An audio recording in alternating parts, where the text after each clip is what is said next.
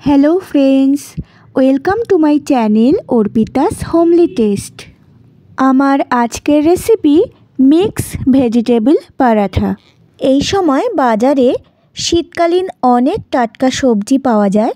মুখের একটু স্বাদ বদল করতে শীতের সকালে ব্রেকফাস্টে বা রাতের ডিনারে সম্পূর্ণ নিরামিষ এই হেলদি আর টেস্টি মিক্স ভেজিটেবল পরাঠা আপনারা কিন্তু অনায়াসে বানিয়ে নিতে পারেন। চলুন দেখে নেওয়া যাক রেসিপিটি। এর জন্য আমি একটি বড় পাত্রের মধ্যে নিয়ে নিচ্ছি প্রায় 500 গ্রাম ময়দা, দিচ্ছি হাফ টিস্পুন লবণ আর দিচ্ছি 1 টিস্পুন চিনি, দিয়ে দিচ্ছি 3 টেবিল স্পুন রিফাইন্ড অয়েল। এবার এই সব কিছু খুব ভালো করে হাত দিয়ে ঘষে ঘষে মেখে নেব, যাতে ময়দার মধ্যে কোনো লাম্পস না থাকে।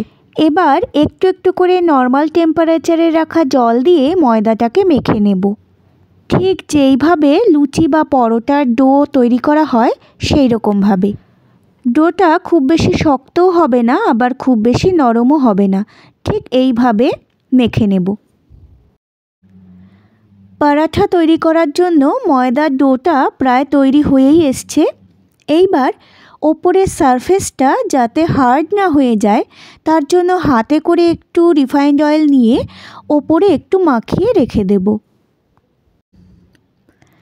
আমি ডোটাকে ঢেকে এক সাইডে রেখে দিলাম। ডোটা একটু রেস্ট হতে থাক, ততক্ষণে আমরা ভেজিটেবলসগুলো তৈরি করে নেব। এইখানে দেখুন আমি কিছু শীতকালীন সবজি নিয়েছি প্রায় 2 কাপ মতো কুচনো বাঁধাকপি, নিয়েছি 3টে মিডিয়াম সাইজের গাজর, 2টো সেদ্ধ আলু, আর নিয়েছি প্রায় 2 মুঠো মতো কড়াইশুঁটি। আর এখানে রেখেছি অল্প ধনেপাতা আর প্রায় 1.5 ইঞ্চি সাইজের একটা আদার টুকরো। আদাটাকে গ্রেট করে নেব, আর এদিকে গাজর আর আলুটাকেও গ্রেট করে নেব, আর কড়াইশুঁটিগুলোকেও আমি হাফ চপড করে নেব, আর ধনেপাতাটাও কুচিয়ে রাখবো। ততক্ষণে দেখুন আমি এদিকে একটি কড়াই বসিয়ে দিয়েছি গ্যাস ওভেনে, আর দিয়ে দিলাম এখানে প্রায় 3 টেবিল স্পুন মতো সর্ষের তেল। তেলটা গরম হয়ে গেলে এর মধ্যে ফোড়নে দেব হাফ টিস্পুন সাদা গোটা জিরে আর হাফ টিস্পুন জোয়ান। এবার এই সব কিছু ফোড়নে দেওয়ার পর খুব ভালো করে নাড়াচাড়া করে নেব, যতক্ষণ না ফোড়নটা থেকে একটা সুন্দর স্মেল বেরোতে শুরু করছে। গ্যাসের ফ্লেম এখন একদম লো করে রেখেছি যাতে ফোড়নটা পুড়ে না ওঠে। এবার দিয়ে দিচ্ছি সবার প্রথমে কেটে রাখা বাঁধাকপিগুলো, আর এখানে সমস্ত ভেজিটেবলসগুলো কিন্তু আগে থেকেই খুব ভালো করে আমি ধুয়ে তারপরে কেটে নিয়েছি। এবার গ্যাসের ফ্লেম হাই করে দিয়ে বাঁধাকপিটাকে খুব ভালো করে 2 থেকে 3 মিনিট একটু নাড়াচাড়া করে নিচ্ছি। এবার দিয়ে দিচ্ছি গ্রেট করে নেওয়া গাজর। গাজরটা দেওয়ার পরও তারপর 1 থেকে 1.5 মিনিট আর একটু নাড়াচাড়া করব। এবার দিয়ে দেব চপড করে রাখা কড়াইশুঁটিগুলো। এখানে আপনারা কিন্তু মন মতো যে কোনো সবজি ব্যবহার করতে পারেন, যেমন এখানে আপনারা বিনস দিতে পারেন খুব মিহি করে কেটে, তারপরে এর মধ্যে কিন্তু ক্যাপসিকামও অ্যাড করতে পারেন। এবার দিয়ে দিচ্ছি গ্রেট করে রাখা আদা, দিচ্ছি আন্দাজ মতো লবণ,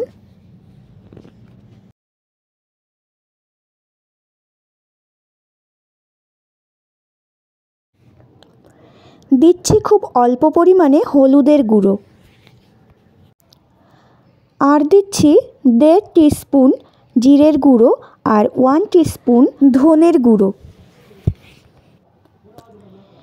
সমস্ত মশলা দেওয়ার ফাঁকে ফাঁকে কিন্তু ভেজিটেবলসগুলোকে নাড়তে হবে, তা না হলে তলা থেকে ধরে যেতে পারে। আর দিচ্ছি খুবই সামান্য কাশ্মীরি রেড চিলি পাউডার, এটাতে খুবই অল্প ঝাল হবে আর একটা কালার আসবে। আপনারা কিন্তু এর পরিবর্তে এমনি সাধারণ লঙ্কার গুঁড়োও দিতে পারেন, অথবা চপড করে নেওয়া কাঁচা লঙ্কা কুচিও দিতে পারেন। এখানে বাচ্চারা খাবে বলে আমি কাঁচা লঙ্কা কুচি আর ব্যবহার করছি না। এবার দিয়ে দিচ্ছি গ্রেট করে নেওয়া সেদ্ধ আলু। আবারও সব কিছু খুব ভালো করে মিশিয়ে নিচ্ছি। দিয়ে দিচ্ছি 1 টিস্পুন গোলমরিচের গুঁড়ো, দিচ্ছি শাহি গরম মশলা পাউডার। আবারও সব কিছু একটু নাড়াচাড়া করে নিয়ে দিয়ে দিচ্ছি 1 টিস্পুন চিনি। চিনিটা আপনারা আরেকটু আগেও দিতে পারেন। আর সবার শেষে দিয়ে দেব ধনেপাতা কুচি। এই সময় পুরের লবণটা একটু টেস্ট করে নেবেন। আমার টেস্ট করে মনে হলো আরেকটু লবণ দিতে হবে, তার জন্য আমি আরেকটু লবণ অ্যাড করে দিলাম। মিক্স ভেজিটেবল পরাঠার পুরটা কিন্তু রেডি হয়ে গেছে। এবার এই পুরটাকে নামিয়ে একটা পাত্রে রেখে দেব ঠান্ডা হওয়ার জন্য।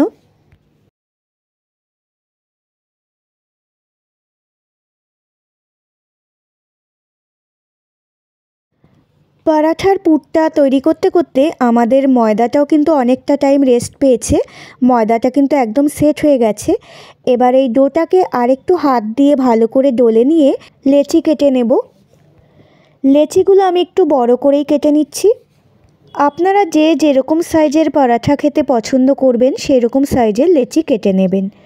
এদিকে দেখুন আমাদের পুরটাও ঠান্ডা হয়ে গেছে। এইবার কেটে নেওয়া লেচিগুলো থেকে একটা লেচি তুলে নিয়ে বাকি লেচিগুলোকে ঢেকে রাখবো। আর এই লেচিটাকে যেরকমভাবে পরাঠা বেলা হয় সেই রকমভাবে গোল করে সবার প্রথমে একটু ময়দা ছিটিয়ে বেলে নেব। অনেক সময় বাচ্চারা ভেজিটেবলস খেতে চায় না, সেই ক্ষেত্রে বাচ্চাদের যদি এইভাবে পরাঠার মধ্যে ভেজিটেবলস ভরে একটু টেস্টি করে বানিয়ে দেওয়া যায় তাহলে কিন্তু বাচ্চারা অনায়াসে ভেজিটেবলস খেয়ে নেবে। দেখুন আমি পরাঠাটা গোল করে বেলে নিয়েছি। এবার এর মাঝখানে আমি পুর দেব। আমি এখানে একটু বেশি করেই পুর দিচ্ছি, আপনারা আপনাদের প্রয়োজন মতো পুর দিয়ে নেবেন।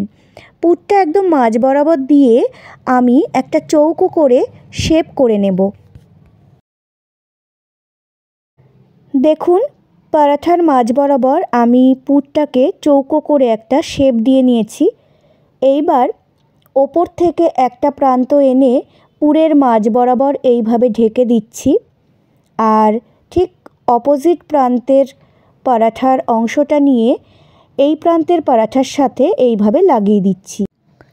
একইভাবে পরাঠার যেই দুটো প্রান্ত দুদিকে বেরিয়ে আছে এনে এইভাবে মাঝ বরাবর হাত দিয়ে চেপে চেপে আটকে দিচ্ছি। পরাঠাগুলো আটকানোর জন্য আপনারা এখানে জল ব্যবহার করতে পারেন, তবে আমার জলের প্রয়োজন হয়নি। দেখুন পুরো পরাঠাটাই একটা চৌকো মতো শেপ হয়ে গেছে। এবার ওপর থেকে ময়দা ছিটিয়ে নিচ্ছি আর পরাঠাটাকে হাত দিয়ে এইভাবে চেপে চেপে সবার প্রথমে একটু বড় করে নিচ্ছি, যাতে পরাঠার ভেতরের পুরটা সব দিকে সমানভাবে স্প্রেড হয়ে যায়।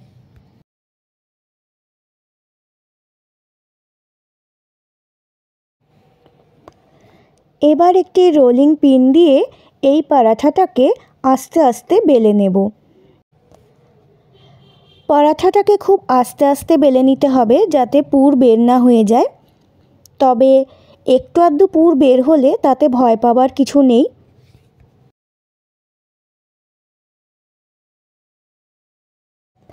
দেখুন পরাঠাটাকে আমি উল্টে পাল্টে ময়দা ছিটিয়ে খুবই আস্তে আস্তে বেলে নিচ্ছি। আর পরাঠাটা বেলতে বেলতে আমি গ্যাস ওভেনে একটি ফ্রাইং প্যানও বসিয়ে দিয়েছি গরম হওয়ার জন্য। আপনারা পরাঠাটাকে গোল বাটির মতো করে ভেতরে পুর ভরেও গোল করে বেলে নিতে পারেন, তবে গোল করে পুর ভরে বেলতে গেলে অনেক সময় পুরটা বেরিয়ে যাওয়ার সম্ভাবনা বেশি থাকে। এইভাবে যদি পুর ভরে চৌকো করে বেলে নেন সেক্ষেত্রে পুরটা বেরিয়ে যাওয়ার সম্ভাবনা অনেক কমে যায়। দেখুন আমার পরাঠাটা বেলা হয়ে গেছে। এবার এই ফ্রাইং প্যানের ওপরে দিয়ে সবার প্রথমে এপাশ ওপাশ একটু সেঁকে নেব।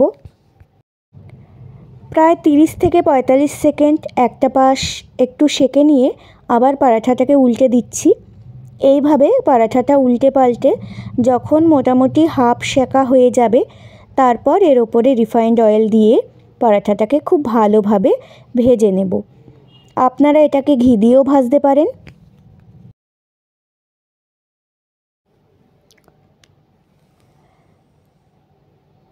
দেখুন পরাঠাটাকে আমি উল্টে পাল্টে খুব ভালো করে চাপ দিয়ে ভেজে নিচ্ছি। আর এই পরাঠা খেতে এতটাই টেস্টি হয় যে এর সাথে কিন্তু অন্য কোনো তরকারির আর দরকারই হয় না, শুধুই এই মিক্স ভেজ পরাঠা খেয়ে নেওয়া যায়।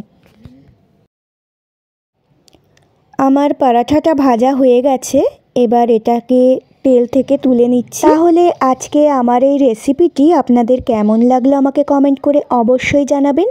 ভালো লাগলে একটি লাইক ও শেয়ার করবেন আর আমার চ্যানেলটিকে সাবস্ক্রাইব করবেন। সবাই অনেক ভালো থাকবেন। Thanks for watching.